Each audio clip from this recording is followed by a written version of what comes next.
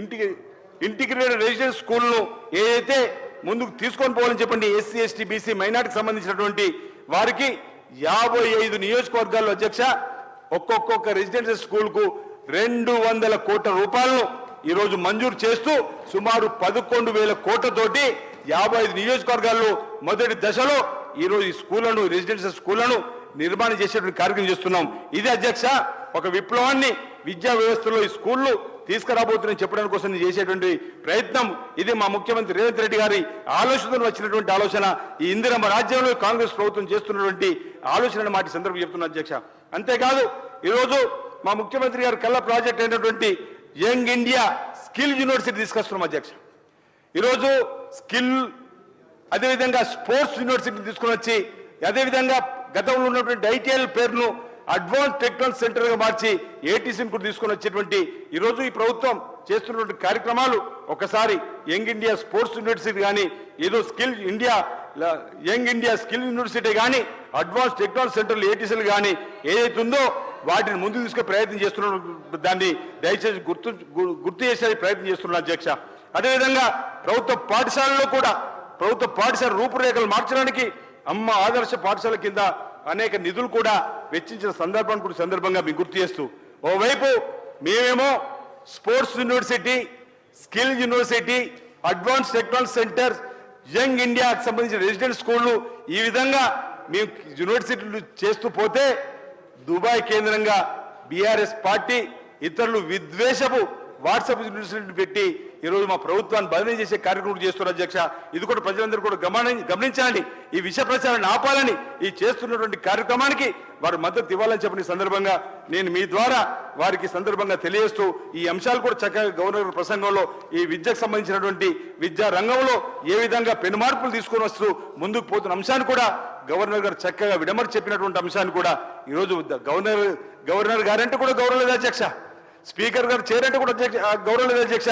నిన్న రోజు మనందరూ కూడా చూసిన వారు ఇవన్నీ ఇన్ని చక్కటి సంక్షేమ కార్యక్రమాలు ఈ ప్రభుత్వం నా ప్రభుత్వం చేస్తుందంటే కూడా వారి ఇష్టానుసారంగా మాట్లాడిన మాటలు కూడా మనం గమనించిన అధ్యక్ష.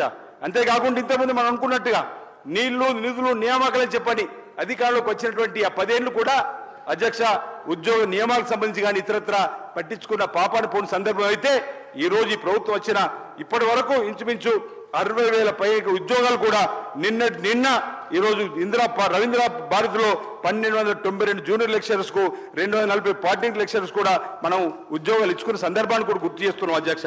నిధులు నీళ్లు నియామకాలని చెప్పిన అధికారులకు వచ్చి నేను అడుగుతున్నా అధ్యక్ష, ఆనాడు ఉమ్మడి ఆంధ్రప్రదేశ్లో డిఎస్సి వచ్చిందంటే తెలంగాణ వచ్చినాక డిఎస్సి రాలేదు అధ్యక్ష.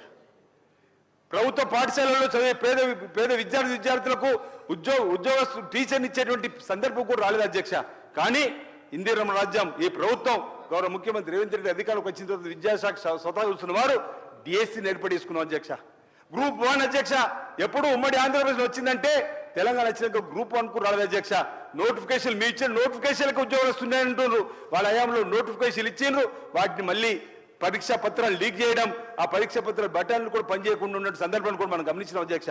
ఈరోజు ఈ ప్రభుత్వం చిత్తశుద్ధితోటి ఈరోజు నోటిఫికేషన్ ఇవ్వడమే కాకుండా ఇచ్చిన నోటిఫికేషన్ సంబంధించినటువంటి ఉద్యోగాలు కూడా ఎంత ఒత్తిడి తెచ్చి గ్రూప్ 1 సంబంధించి ఎట్టి పరిస్థితుల్లో పరీక్షలు రాయకుండా చూడని చెప్పని ఎంత ముమ్మరంగా ప్రతిపక్షంలో వాళ్ళు ప్రయత్నం చేసినా ఈరోజు వారిని ఒప్పించి మెప్పించి ఈరోజు గ్రూప్ 1 పరీక్షను కూడా రాసిన సందర్భం మీ అందరికీ తెలుసు. ఈరోజు ప్రభుత్వం ఏర్పడిన మొదటి ఏడాదిలోనే 55,000 పైచీలకు ఉద్యోగాలు ఇచ్చినాం. ఈ ఏడాది కూడా మొదటి ఏడాదిలోని అసలు దేశంలో ఒక రాష్ట్రంలో ఒక ప్రభుత్వం ఇన్ని ఉద్యోగాలు ఇవ్వడం ఇది ఒక చరిత్ర అధ్యక్ష. టీఎస్పీఎస్పీని కూడా ప్రక్షాళన చేసినాం. గ్రూప్ పరిశీలన కూడా అత్యంత పారదర్శకంగా ఎలాంటి అవకతవకలు లేకుండా ఈ ప్రభుత్వం నిర్వహించింది అధ్యక్ష. గ్రూప్ 1 గ్రూప్ 2 గ్రూప్ 3 ఫలితాలను 3 నెలలు విడుదల చేసి మా ప్రభుత్వం రికార్డు సృష్టించింది అధ్యక్ష. ఇది ఈ ప్రభుత్వం యొక్క ఇచ్చిన మాటకు కట్టుబడి ఉండే విధంగా ఈరోజు జాబ్ క్యాలెండర్ కూడా విడుదల చేసిన అధ్యక్ష. 2 లక్షలకు సంబంధించి మా గౌరవ ఉప ముఖ్యమంత్రి బట్టి విక్రమార్క గారు ఇదే సభలో ఈరోజు 2 లక్షలకు సంబంధించి జాబ్ క్యాలెండర్ కూడా ఈరోజు రిలీజ్ చేసినటువంటి సందర్భాన్ని దయచేసి మీ ద్వారా ఒకసారి గుర్తు చేస్తూ దాంతోపాటు అధ్యక్ష ఈరోజు చేనేత రంగం ఈరోజు ఏదైతే ఉందో ఒకసారి మన గమనంలోకి తీసుకుంటే అధ్యక్ష, నా రాజన్న సిరిసిల్ల జిల్లాలోనే చేనేత కార్మికుల సంఖ్య ఎక్కువ ఉంది అధ్యక్ష. అలాంటి చేనేత కార్మికులు విస్మరించినటువంటి సందర్భం ఆ ప్రభుత్వంతో అయితే ఈరోజు చేనేత రంగాన్ని ముందుకు తీసుకొని పోవడానికి కోసం అధ్యక్ష ఆనాడు ఇదే సభలో కేటీఆర్ గారు అన్నారు, అవును సూరత్ నుంచి చీరలు తీసుకొని వచ్చినామని. కానీ ఇక్కడ ఈ ప్రభుత్వం వచ్చిన తర్వాత అధ్యక్ష గత ప్రభుత్వం ఏదైతే బకాయిలు పెట్టిపోయిందో 275 కోట్ల పైచీలకు గౌరవ ముఖ్యమంత్రి గారు మా జిల్లాకు సంబంధించిన పెద్దల మంత్రులు శ్రీధర్ బాబు గారు పొన్నప్రభు గారు అందరం కూడా కలిసి ముఖ్యమంత్రి గారితో మాట్లాడి చేనేత జౌళి శాఖ మంత్రి తుమ్మల నాగేశ్వరరావు గారు కూడా తప్పనిసరి వారికి ఇవ్వాల్సిందని చెప్పంటే చేనేత రంగానికి గత ప్రభుత్వం పెట్టిపోయిన బకాయిలు ఇచ్చి ఈ రోజు 64,70,000 మందికి స్వయం సహాయక మహిళలకు 2 చీరలు అందించాలని చెప్పని పెద్దలు సీతక్క గారు ఇదే సభలు ఉన్నారు. వారు ఆ చీరల డిజైన్ సంబంధించి కూడా మహిళా తల్లులతో మాట్లాడి ఇప్పించే కార్యక్రమం చేస్తున్నాం.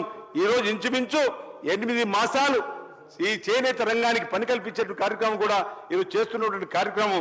ఆనాడు చేనేతకు బ్రాండ్ అంబాసిడర్ చెప్పని ఉత్త ప్రచారం చేసుకున్న వాళ్ళైతే ఈ రోజు మేము వాళ్ళకు పని కల్పించడంతో పాటు ఈ రోజు మహిళా తల్లులకు చక్కటి చీరలు అందించే కార్యక్రమం కూడా చేస్తున్నాం అధ్యక్ష. దానికోసం ఈ రోజు యార్డు డిపో అధ్యక్ష మా ప్రాంతంలో 30 సంవత్సరాల నుంచి గత 10 సంవత్సరాల నుంచి ఎదురు చూసిన యార్డు డిపో అధ్యక్ష గౌరవ ముఖ్యమంత్రి రేవంత్ రెడ్డి గారు మంజూరు చేశారు. అది వేములవాడలో 50 కోట్ల రూపాయలతోటి యార్డు డిపోని తీసుకొని ఈరోజు ప్రారంభం చేసి ముందుకు తీసుకొని పోతున్నాం అధ్యక్ష. ఇది మా కమిట్మెంట్ అనే మాట ఈ సందర్భంగా నేను చెప్తున్నాను అధ్యక్ష. అంతేకాకుండా గతంలో నాకు బాగా గుర్తొచ్చే తెలంగాణ ఉద్యమంలో బొంబాయి బొగ్గుబాయి భీవంటి గల్ఫ్ కార్మికుల బతుకులు మారుస్తాం, ఈ ప్రభుత్వం అధికారంలోకి వస్తే గల్ఫ్లో ఎవరైనా మరణిస్తే వారికి 5 లక్షల రూపాయల ఎక్స్గ్రేస్ ఇస్తామన్నారు అధ్యక్ష.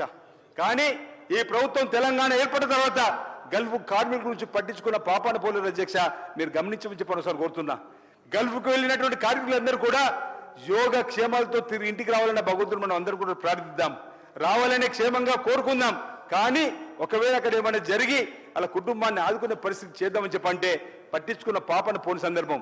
దానికంటే ముందు అధ్యక్ష కాంగ్రెస్ ప్రభుత్వం ఉన్నప్పుడు రాజశేఖర్ గారు ముఖ్యమంత్రి, ఆ రోజు నేను దేవస్థానం చైర్మన్ గా వేములవాడ దేవస్థానం చైర్మన్ ఉన్నప్పుడు ఎమ్మెల్యే కాకున్నప్పటికీ మా ప్రాంతంలో ఎవరైనా చనిపోయారని చెప్తే 1 లక్ష రూపాయలు ఎక్స్గ్రేషియా ఆ సమయంలో ఇచ్చేవారు అధ్యక్ష.